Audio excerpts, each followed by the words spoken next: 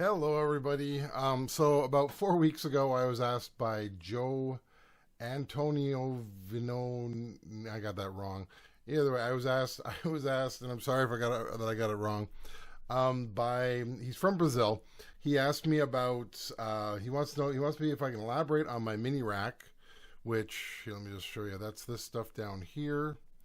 That's these guys right down here, and he wanted to ask me about my noise gates, my Peavey gates. So that's this guy right here. All I can really tell you is it was a bad purchase. This is technically the first thing that I ever bought for rack mounted, and I bought it with the intent to use it on drums because I was a newbie at this stuff and I didn't know, and it was not very expensive. I can let you know it's not even plugged in. So if I turn it on, you can see there's power down below. There's no power on this. The light's not turning on here at all. It's not plugged in. But what it is pretty much a noise gate pedal. So it's same concept as a pedal. It's just, depending on the threshold, it just cuts it off. So what I recommend is I have up here, you can see I have my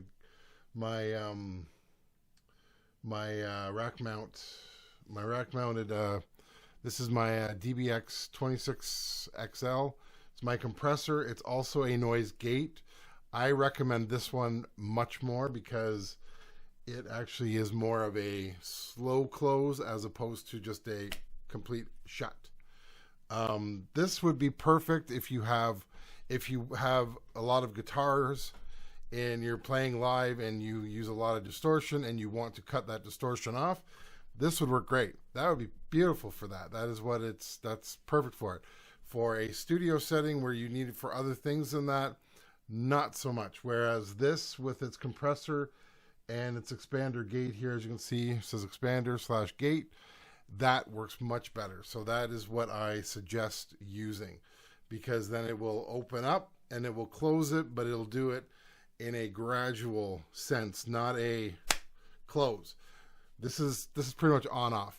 I'm going to talk about the mini rack stuff too at some point. I'm setting up for that one. I have on there, actually, I have two compressors as well. I got these when I bought this case, when I bought my rack mount, which does have wheels and it's wood, and I got it for like $75 years ago. He also threw in this. He asked me if I wanted these for like, I can't remember how much, but so I have these compressors here, this compressor limiter. This works really well as well. This has a noise gate as well. These work really well, but they do have a hiss, but I will do an example of using these. They are hooked up. They are hooked up. See, power's on. You can't see the light on that one. Let me just move over here. There, now you can see this is all hooked up. This is the only thing that's not hooked up. My noise gate is not hooked up because I just don't have a use for it. Like I said, it was a bad purchase. That's what happens when you're 20 years old and some salesman says, hey, you need one of these to go with your 4-track so that you can do this and this and this. And then it turns out that it just was terrible. And I just have never gotten rid of it. I don't know why I keep it. Maybe it's just a sad reminder of something I bought that I shouldn't have. Maybe I'll use it sometime. Maybe I'll find a use for it. I don't know. But it's in there. So I just wanted to show that. Excuse me.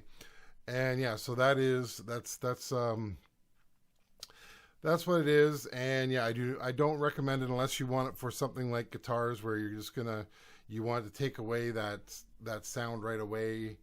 If not, I do not recommend it. I use it on drums and it was terrible. It was a bad idea.